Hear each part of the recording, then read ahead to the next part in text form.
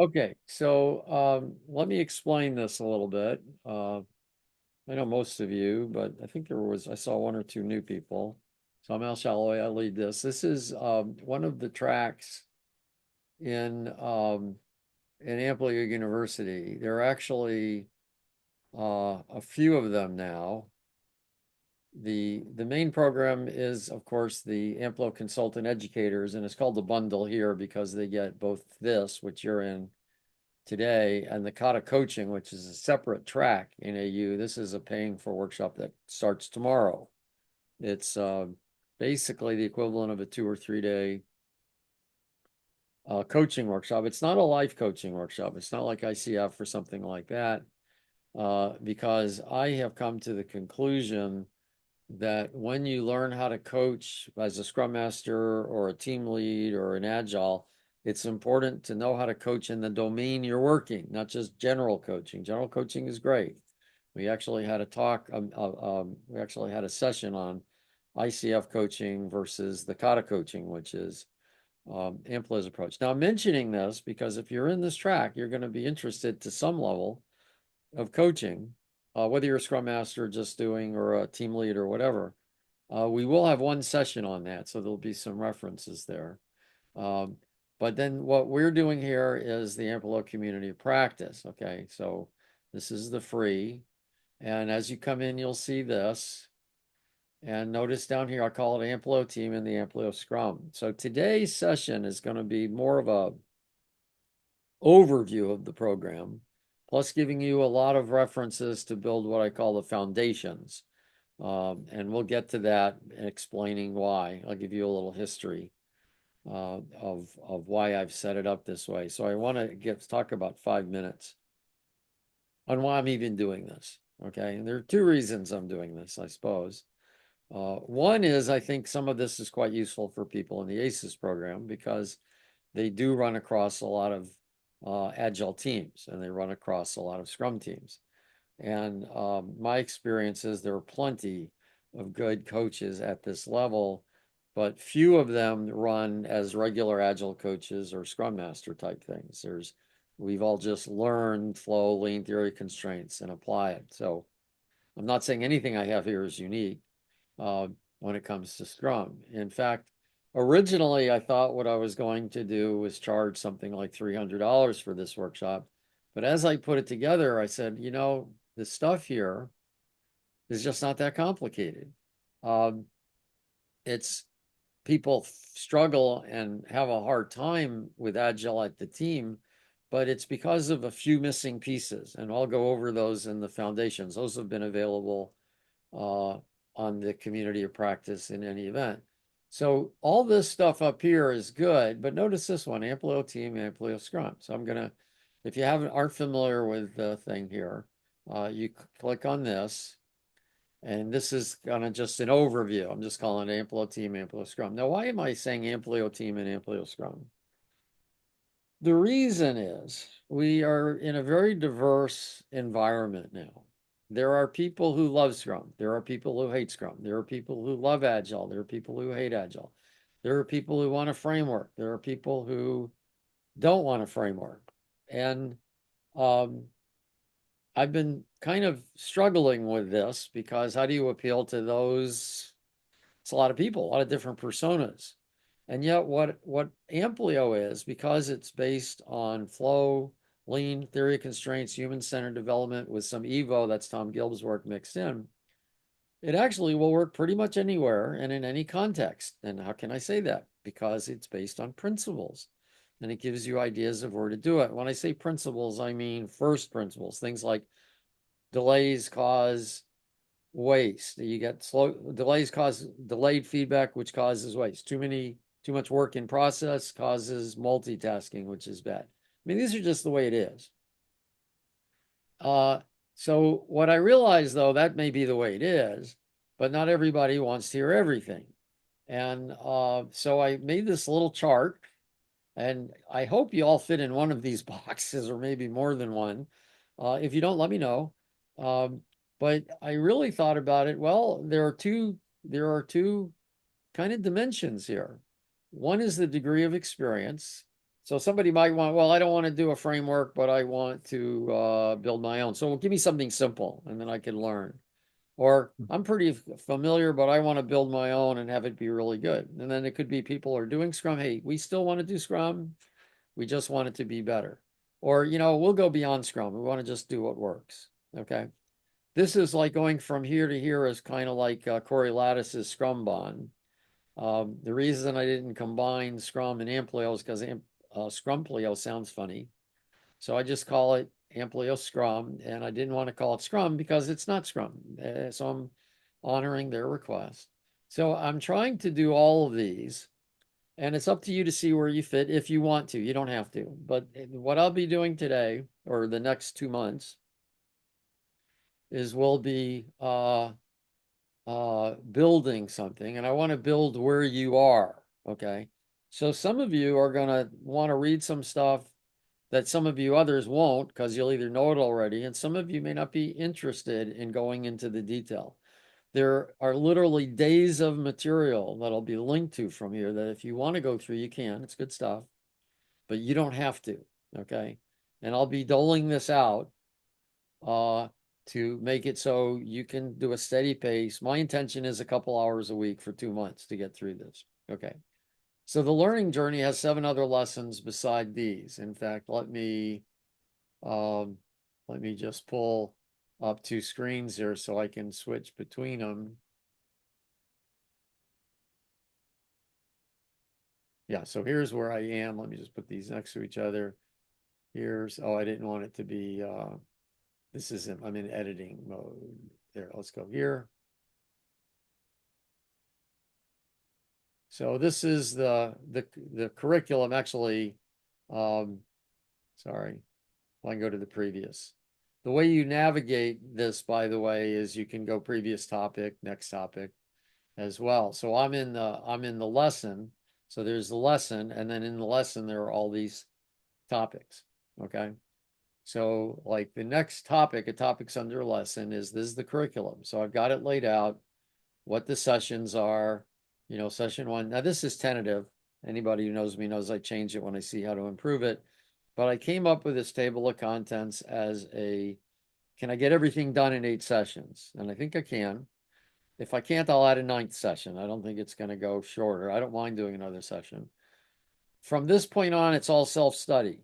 Okay, this is the live session. However, we do ACOPs now once a week, and I'm going to reserve the last 10 minutes of the sessions for questions if people have them. Hopefully we have time. Maybe we'll run late to get the questions in, but I will give you time for questions.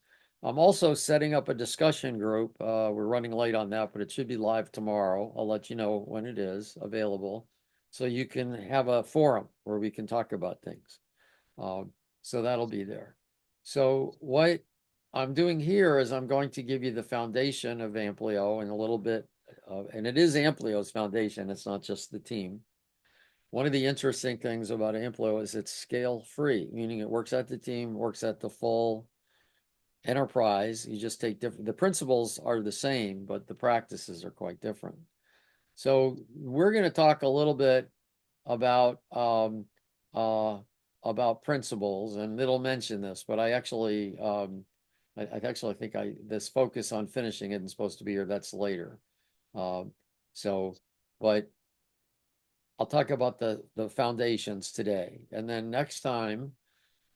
I thought it'd be interesting. Some people might want to just do a quick start. How do you get started quickly? When I was at the PMI and I worked on projects, in fact, actually, I think even before then, as I was doing the DAVSC, the Discipline Agile Value Stream Consultant Workshop that I created, there was a bunch of discussions on how can you get a quick team start without having to study anything.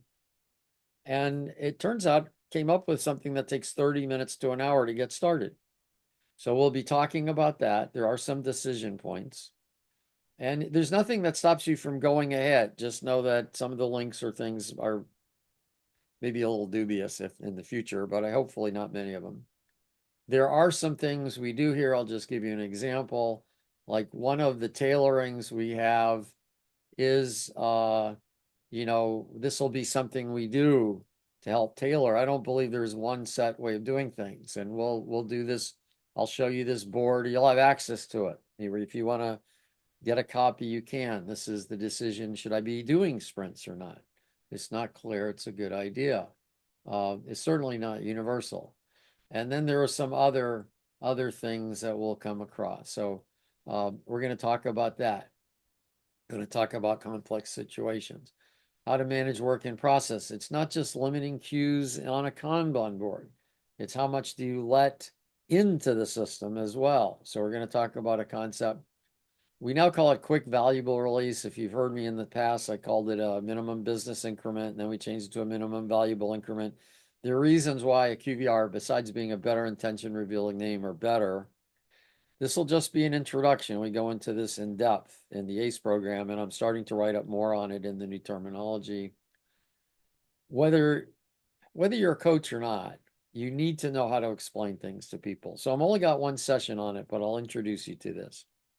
This is not based on Rother's Toyota Kata, but it's very consistent with it. Turns out I learned this technique in the 80s from Fernando Flores, he's not in the United States anymore. He was a political prisoner for a while here and did some amazing trainings.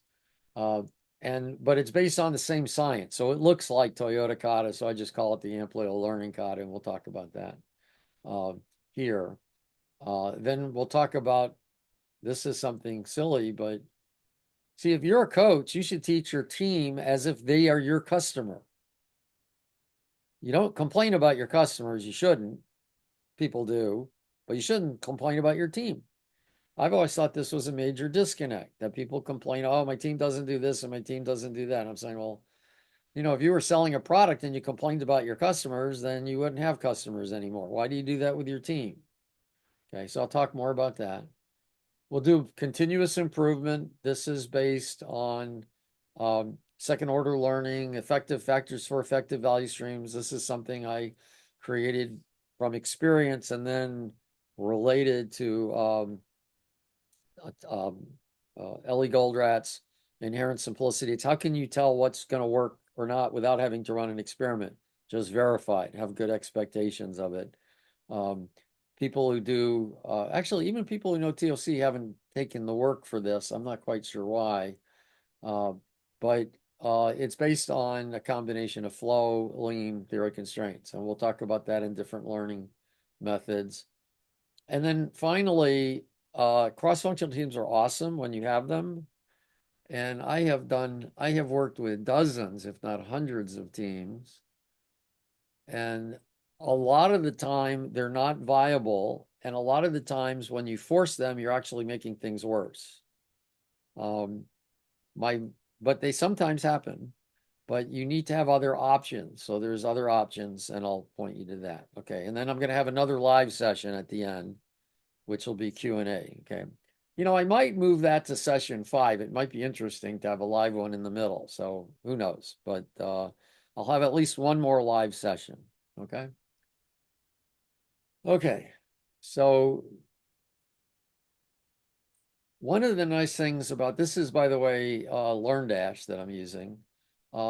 See, I'm down here in the ATAS curriculum, this nice bar, the breadcrumbs. I can always go back to this.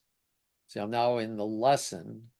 And then again, it has all these topics. So that's the terminology. The lesson's the big things that were in the Scrum, the Amplio Team, Amplio Scrum lesson, and it has these topics. And this one with the curriculum that I just walked through is right here, okay? That's the curriculum. And what I want to do is go into the kickoff, okay, into the actual session. This was all preliminary. Okay, any questions at the moment? Okay, okay. Okay, so here's where I'm at. And I want feedback, okay? So the feedback, this is the first time I've done kind of a session like this or a track like this, to be candid. So on one hand, I'm a little concerned that I might be shooting too much for the foundation and then moving forward. But on the other hand, I know a lot of people are here like that. So I'm hoping it's okay. But if you find yourself kind of, oh, this is too theoretical or I'm confused, don't take the blame. Talk to me about it. Okay. I will probably overshoot for some of you, and that's not your fault. Okay. It's we're doing some type of training here that's quite different.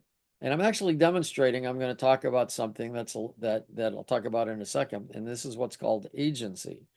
In other words, if you go off and you can't figure out what's going on and you just think this is horrible and all that, I'm not going to take blame for it. I'm not going to feel, oh, Al, you messed up. You're so bad. No, I'm not going to do that.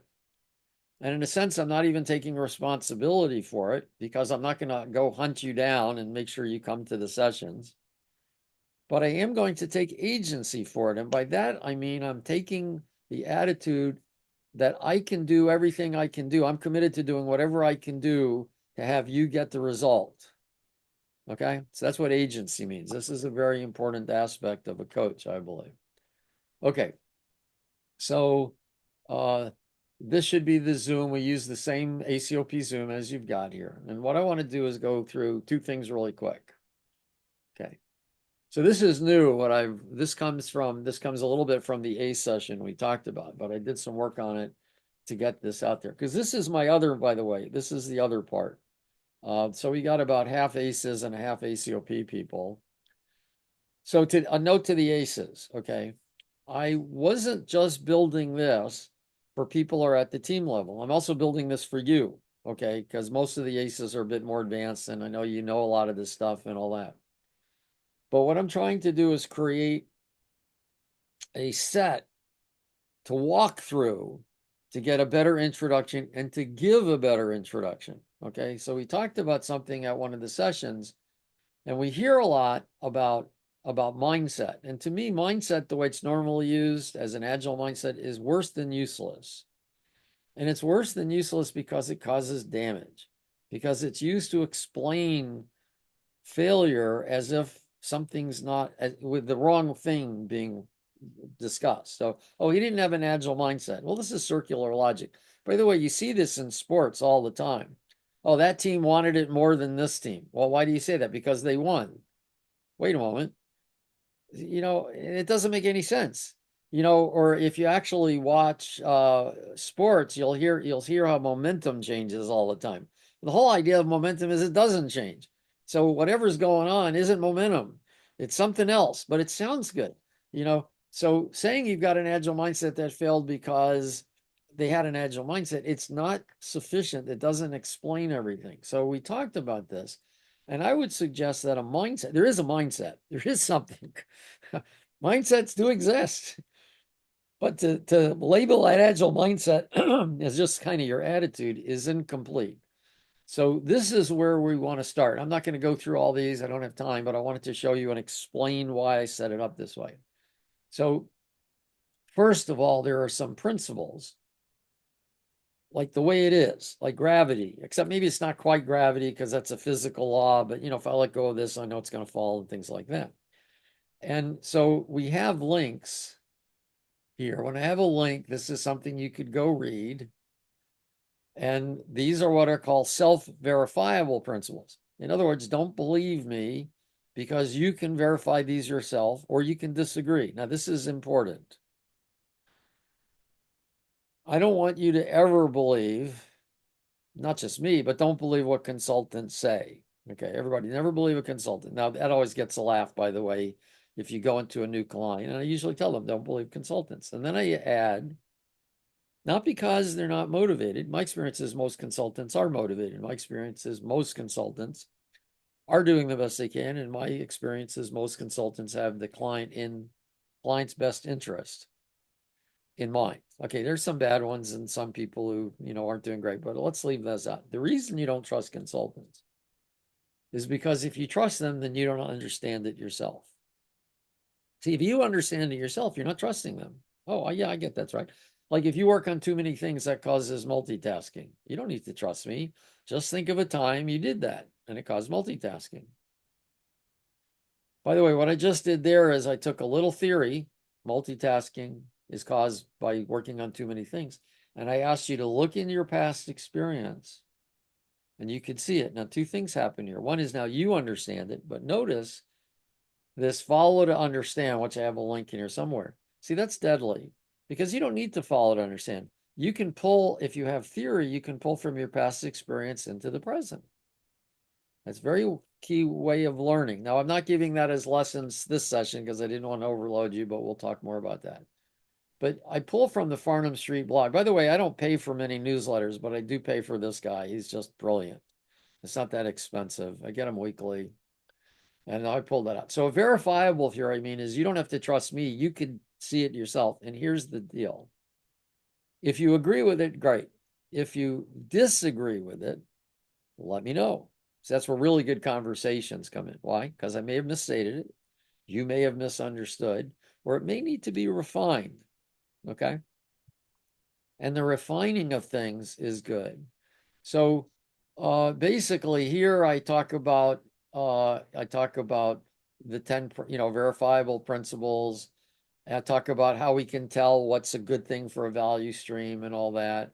I talk about some things with complexity. And there are a lot of videos, on these topics about systems. In this case, it's systems thinking. But in fact, I thought I had another link here. There should be a link to Amplio's foundations here. I thought I had that link too, but apparently I don't. So let me just put that in. Sorry.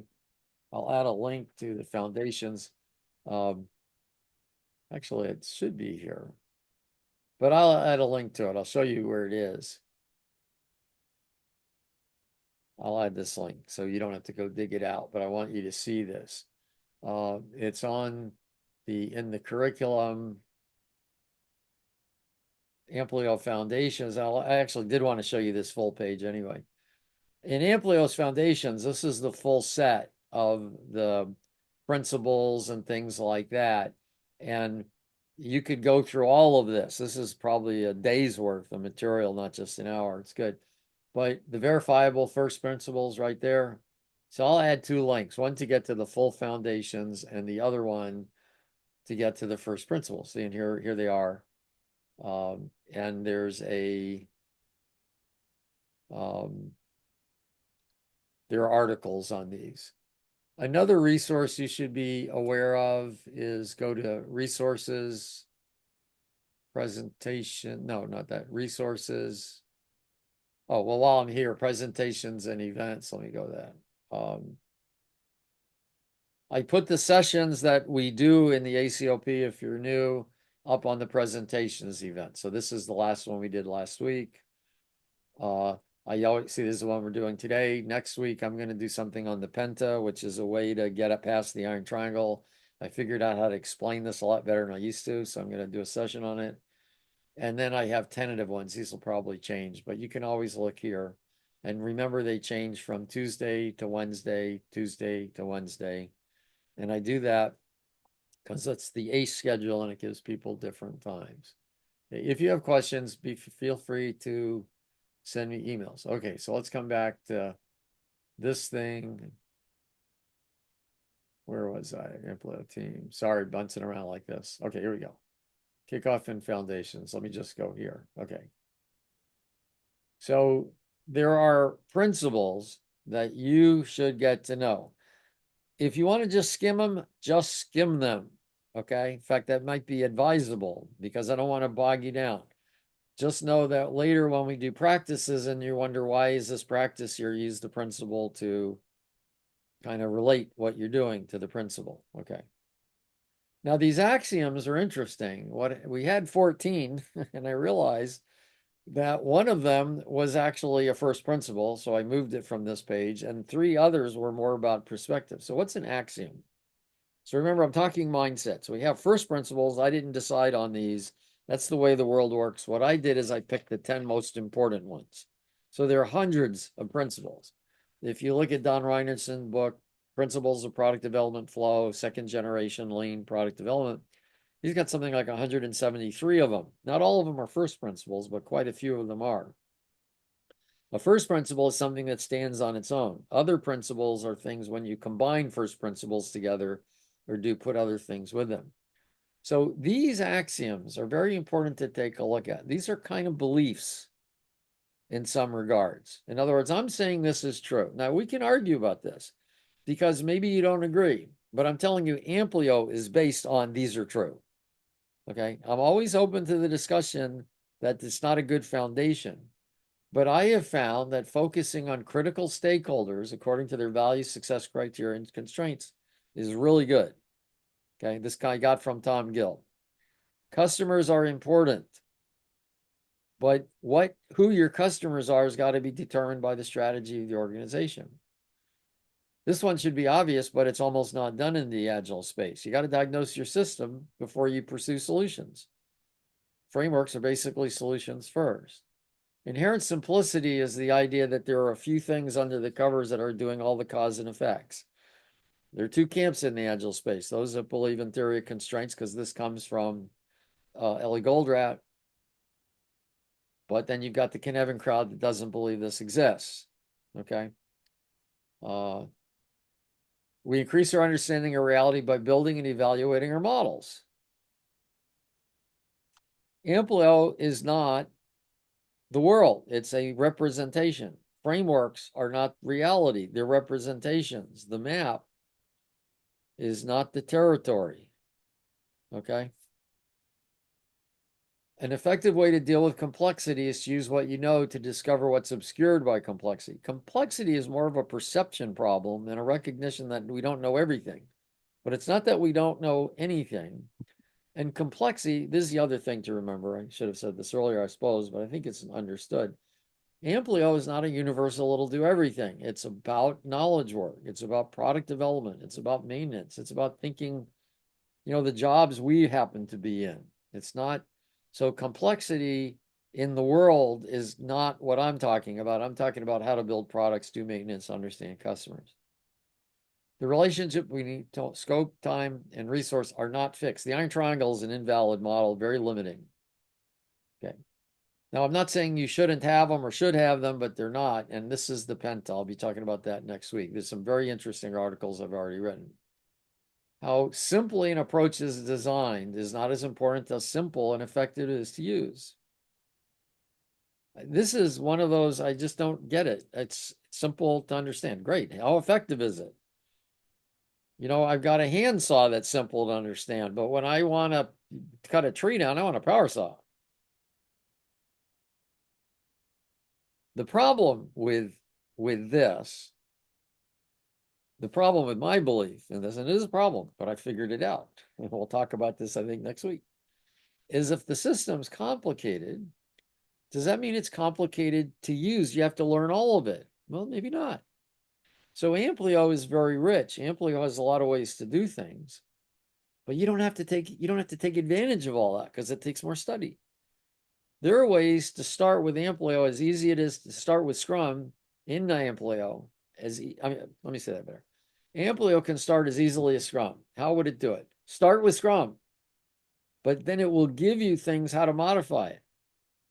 So you can accelerate at the rate you want to. Okay, and we'll talk about that a little bit later too. Verifiable theory and experience work together for quick, efficient learning. This has been known for centuries, but we don't pay attention to it too much. People don't inherently resist change. They resist impose change. And people learn in stages. So this is part of the belief system. You should review this. And here's the other thing. We have a funny saying in the ACE program. Keep calm and carry on.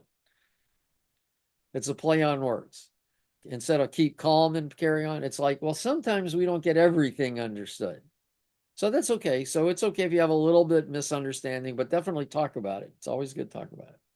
Okay, so any questions on these? That was just a quick pass. But remember the way I got here, I guess just go back. I should be opening up in new. This is where I want to be, the Amplio mindset. Okay. Okay, so we have things that I'm saying are true, things that I'm saying believing these are true are good, And now I'm saying this attitude is good. Okay, that's the mindset to me. All of this is the Amplio mindset. And if Amplio isn't working, that's going to be due to one of two reasons. They're not having this whole mindset, or something's wrong with Amplio. By the way, I want to know when that happens. So let's look at the perspectives. I've got 1, 2, 3, 4. I've got 4. Okay. So I have a session on this. I'll need to put a link. Oh, I do. I have a link right here. Okay. So I think I've got links on most of these. So yeah, this is, let me show you where I'm at with this. So I wrote a book with Paula Stewart. It's not this one. I'll show you what the book was with her, because I want you to be clear about this. Oh, funny, I don't have it. Excuse me, I may not actually have it up there because it's not free. It is if you're in the ACE program. So I wrote this book with Paul Stewart, and it's actually a really good book. And maybe, yeah, right here, being an effective value coach, leading by creating value. And I had made a decision in writing this book that well, I don't regret it. I don't know. I mean, it was a mistake, but you make mistakes and you learn. This book was basically a generic coaching book in the domain of knowledge work, but it wasn't about Amplio. And my decision was I was afraid people would, oh, I'm not interested in being a good coach in Amplio. I want to be a good coach. And then over time, what I've realized is it's much more powerful to know how to coach in Amplio than just coach generically. So I started writing. What I'm doing is I'm taking a lot from this book, and some of the chapters are available. And what I'm doing is I'm moving over to this. This is now my book. I mean, Paul and I had an agreement we could take from either book, so I'm not violating any copyright or agreement. And this is how Amplio does coaching and learning. We call it the learning kata because it could be coaching or mentoring or training. Okay. And what we have here is not, I'm moving parts of the book over. I'll be ahead of the game for you. And here's one of them is what is an effective coach? So this is where we were just a minute ago. And an effective coach, I would read this because I think it's important. There are 5 characteristics of an effective coach. Basically, in a nutshell, it's you have a vision, you can see beyond the people you're coaching. You have agency, meaning you're committed to doing the actions it takes to get them to understand. I mean, within reason, within the amount of time you have, things like that, and not blame them, not expect them to, bolt the lightning hits them and supercharge their brain or something. You have humility and respect. You recognize you know some things they don't, they know some things you don't. So you work from a respectful, not I'm better than you. Empathy and compassion. No, if you're having troubles talking to them and getting them to understand, they're frustrated with you too. Why am I not learning? So embrace that. And then you have to walk your talk. That's just a fancy way of saying walk your talk. You got to be congruent with what you're talking about. Okay. So basically, that's what these are. I'm just highlighting it here. This is part of agency, but taking the attitude that communication improves when you take responsibility for the misunderstandings others have about what you are saying. In other words, I don't care how clear you are in your conversation. Believe me, it's possible to be misunderstood. I've talked about this in requirements. Forget what it was a corollary to, or maybe it was just my law of requirements. Anything that can be misunderstood about a requirement will be misunderstood about a requirement. We came up with this thing we called requirements by objective, which makes that clearer by having definitions of done built into the requirement. In other words, you don't have a requirement and then add a DOD. You basically define the requirement by looking at what they can do when it's done. Okay, so this is agents. This is a part of agency. This isn't all of agency, but it's, communication's messy. I'm going to see how I can continue to communicate well I have to admit, I dislike all this talk sometimes. Oh, they just didn't understand. They didn't read it. That's just not agency. It feels uncomfortable to me. Okay. This is another one. Presume people are doing the best they can. Now, what a lot of people do is they take what's called the fundamental attribution error and thought projection. In other words, you project on other people. The fundamental attribution error basically is when somebody does something. It's kind of like you're driving and somebody cuts in front of you, they're a jerk. When you do it's because you're in a hurry and justified. It's like we don't do it to ourselves. We have a good reason, but they don't, so it's bad. There's also this thing called Hanlon's razor. Never attribute to malice. That can be adequately explained by stupidity. Now, some people have changed the term ignorance, stupidity, not knowing, whatever, but I think that's the right quote. And then this is an important one. This is rampant in the Agile space. Why? Because it's rampant in being a human being.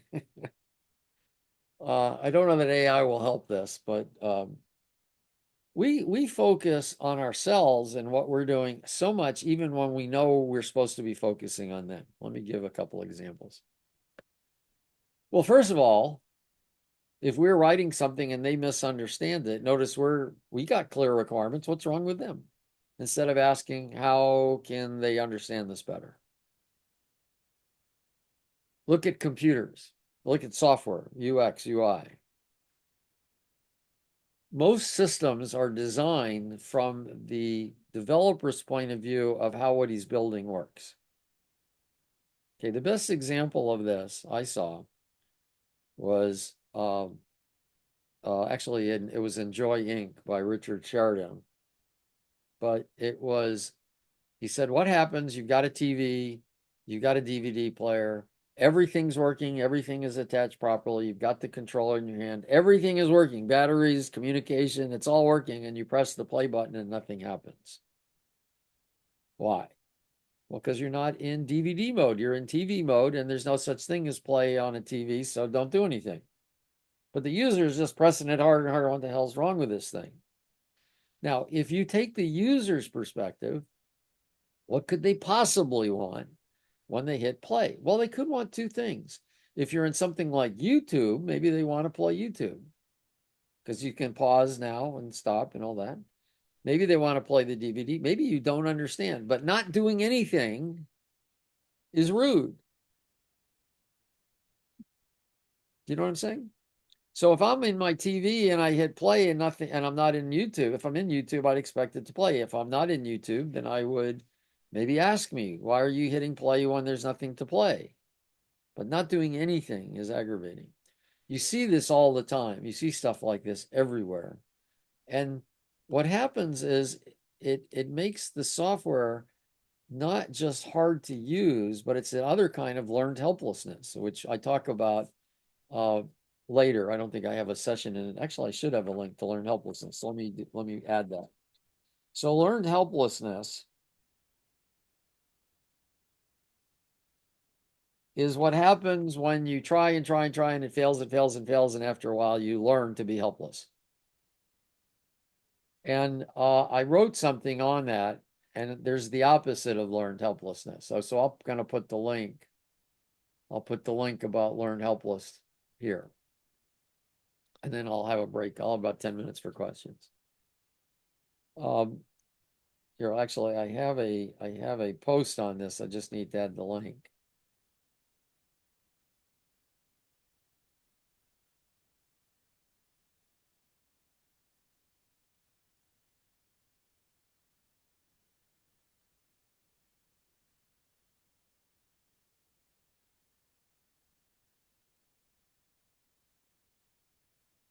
It's coming up on my machine. I'll bring it over in a second.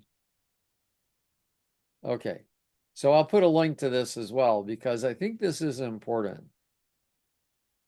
So what learned helplessness is, I started calling it the elephant in the room, but then I realized, well, they're not all elephants because when we talk about elephant in the room, there's this implication that you see the elephant. We have these invisible elephants. This just desks and chairs are getting crushed and we wonder what's going on. But I suggest that the lack of theory, by the way, that remember I talked about this where we're starting and not attending to how people listen, think. I'll get to this later. This is part of the coaching kata session, and I've got a lot, right. It's also in the book. That what this does, these two cause slow learning, ineffective management. The lack of theory focuses on problems instead of getting to the root of the problem. Using team-centric approach doesn't work well at the scale. This is where we've crossed the chasm. In other words, what worked well 20 years ago doesn't work so well now because we're in a different situation and prescribed solutions don't work. So let me get rid of this and come back to this. What is the obstacle as the way? I use this, I wish daily, but sometimes I forget and then I struggle until I remember to do this. Okay, this is one of the best, this is one of my top 4 books I recommend. Okay. I don't know. I have the order. I have 3 that I have the top 3, and then I have a 4th one that are my top 4. The top 3, and it might be this one is the top one, is the obstacles. Well, this is weird. This isn't the book on software. This is a book on stoicism. Okay. And why does Al have an book on stoicism? It's one of the best books you can possibly read if you take it to heart. And the other 3 books, I'll mention them, is Christopher Alexander's Timeless Way of Building. That's about how to do large scale design. And then there is the 4th book's Reinertson's book, which I already mentioned. Oh yeah, and then The Choice, which teaches you about inherent simplicity and how to do critical thinking. So let's come back to here. Okay. So here's what I want you to read is this quote right here from Marcus Aurelius. So I'll read it to you and you can think about it. Our actions may be impeded, but can there be no impeding our intentions or dispositions? Because we can accommodate and adapt. The mind adapts and converts to its own purpose the obstacle to our acting. The impediment to action advances action. What stands in the way becomes the way. Okay. I didn't mean to say that twice, but maybe it's good emphasizing it. So here's what this means. And this is one of the big problems I see in the Agile space. People are playing whack-a-mole. No, in fact, I think I just wrote this so I can find it real fast. What do I mean by saying people are playing whack-a-mole? Except, of course, I thought the picture's not showing up. Oh, right here. Yeah, here's the whack-a-mole. People are playing whack-a-mole. We see all these things going wrong, right? You see this stuff, this is kind of common. You see posts on LinkedIn about this all the time. And what you see is people tell you how to get out of this, right? What you don't see is what is the problem that's causing all of this? Now, here we're talking about problems, but it's the same thing with possibilities. Do you get what I'm saying? People are so busy solving the problems, we're not solving the cause of the problems. It's like that statement, when you're up to your ass in alligators, you forget that you're there to train the swamp, and nobody's seeing the gate open of the alligators coming out of their pen. So here's an example. So somebody wrote a post about how you needed small teams and somebody about the communication. You ever see those diagrams that they show as you got 3 people, the communication, then 4 it gets worse, and then by the time you get to 20, it's absurd. And then they'll use that as a justification for having small teams. So people will say, we can't get past 10 people on a team and still be effective. That's a problem, right? Getting past 10 looks like an obstacle. But what you don't see is how can we go past 10 people on a team and be even more effective? Do you see the difference? Here we're stuck. Here we're using the obstacle. If you actually think about the obstacle as the way, you start thinking, how can I do that? I've done this, by the way. I've got where I can get teams of 40. I've had teams bigger than that. I'm not sure what the upper limit is, but I've done them up to 50. I know that. How do I do that? Now I actually have a link here. It's called the focus. Well, maybe I don't have a link here. If you're interested, it's not really part of this course, but I'll add it in as an example. You need to know a little bit about flow and lean to do this. So a lot of people who talk about impediments and obstacles, they don't have that, so they can't get past the obstacle. So you might even ask yourself, why is it I can never get past the obstacle? Hey, Al, you're telling me to go past my obstacle, but I have no way to get past the obstacle. Well, if you don't have a theory, you won't be able to go past the obstacle. So maybe learn theory.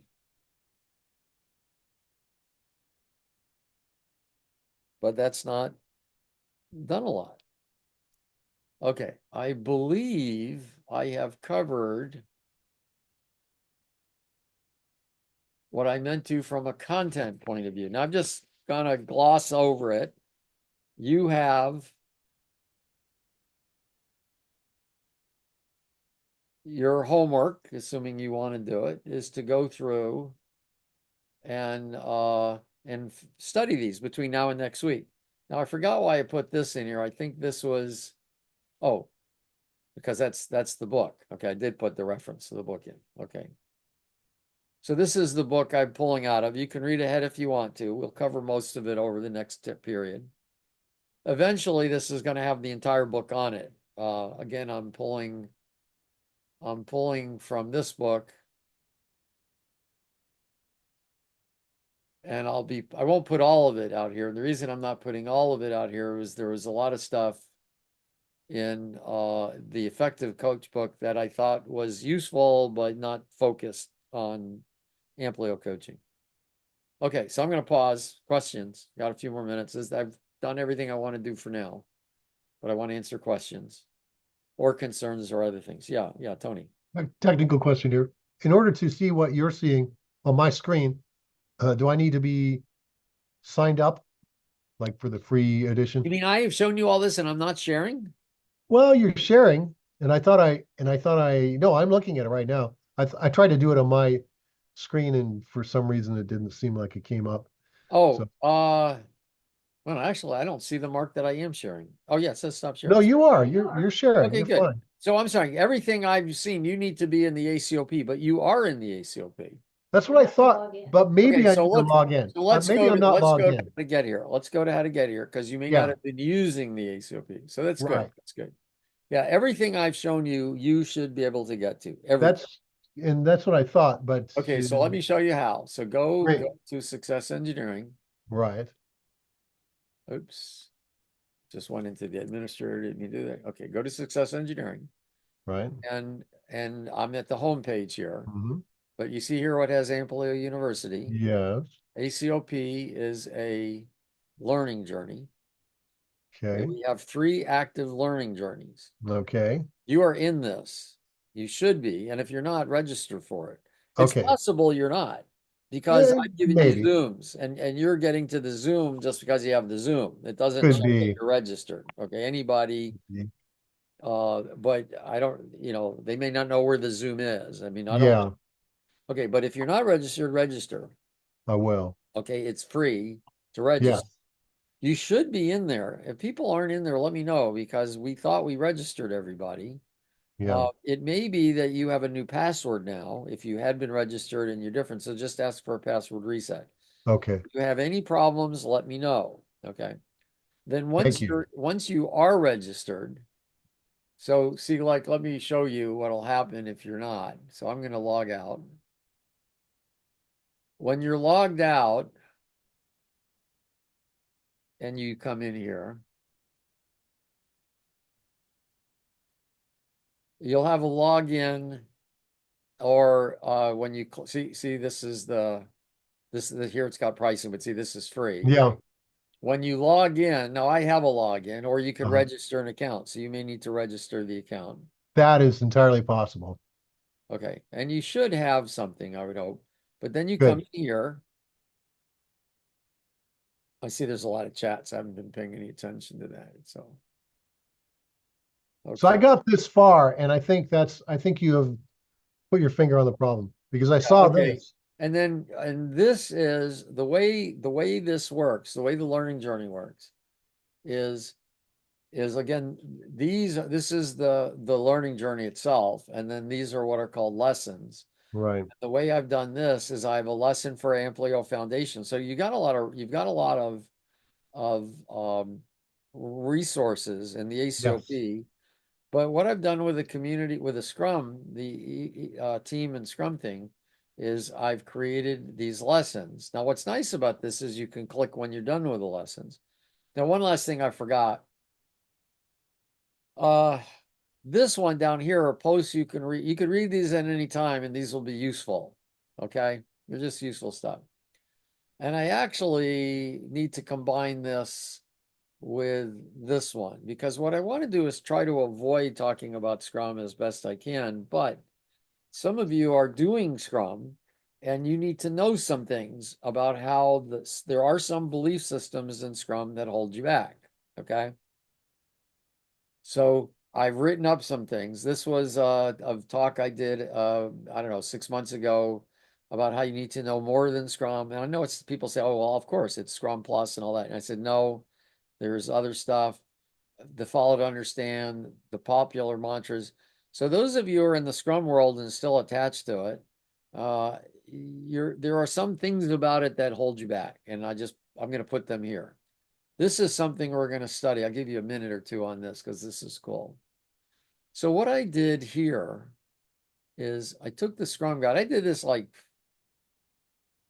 man, I can't remember when I did this, like 15 years ago, 20 years ago.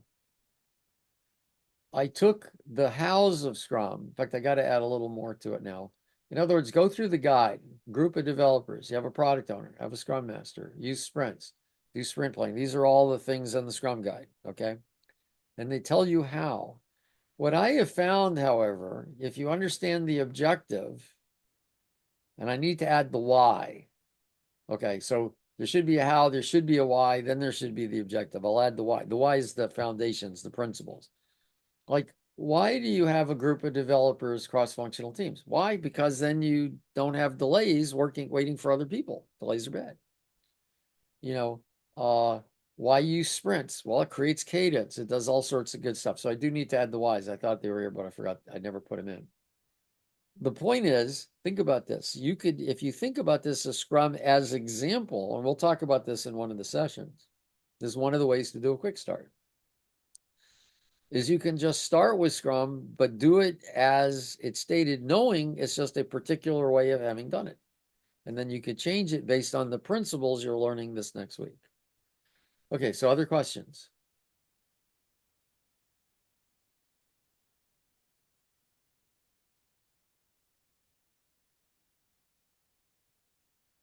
I do have a question. I'm Yeah, coming please. back to the community of practice. So I know like in the other so let's click on it.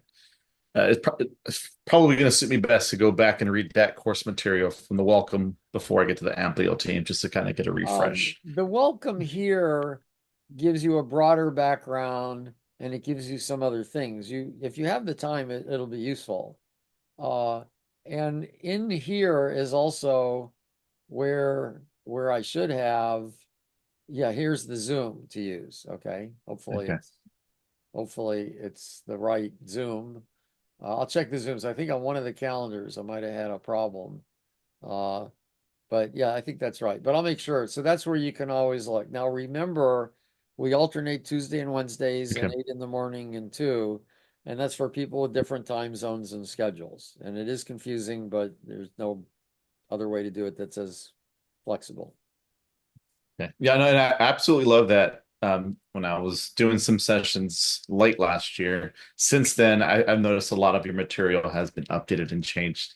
So that's for me, it's awesome because it's just like you're evolving, you're staying true to your word of there's something different or how do I explain things better. So that's why I was just kind of curious if there's anything I needed to catch up No, since I'm trying to have this be self-sufficient because some okay, people just come in. okay, Uh, but here's the other thing to look at, and I probably need to make an index to this, which is like on the and what's interesting, what's cool, the reason we picked LearnDash, you'll see this is integrated onto the success engineering site itself. So it's not a separate, it's integrated with WordPress.